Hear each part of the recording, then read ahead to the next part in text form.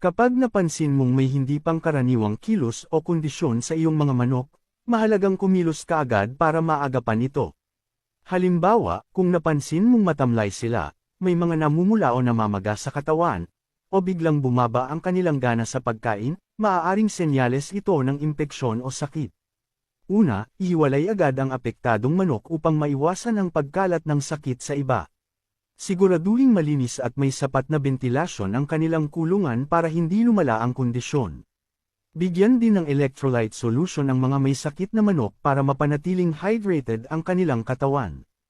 Kung may hinala kang bacterial infection, kumonsulta agad sa veterinaryo para sa tamang gamot na dapat gamitin. Mahalaga ring i-monitor ang kanilang dumi, kapag ito'y naging sobrang basa, may dugo, o kakaiba ang kulay, maaaring senyales ito ng malubhang impeksyon gaya ng coccidiosis o salmonella. Sa mga kaso ng panghihina o pangangayayat, suriin ang kanilang pagkain.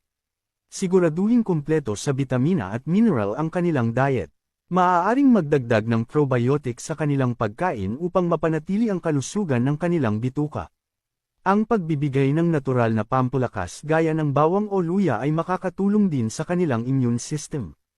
Kapag ang manok ay may sugat, linisin ito gamit ang maligamgam na tubig at antiseptic solution. Iwasan ang paggamit ng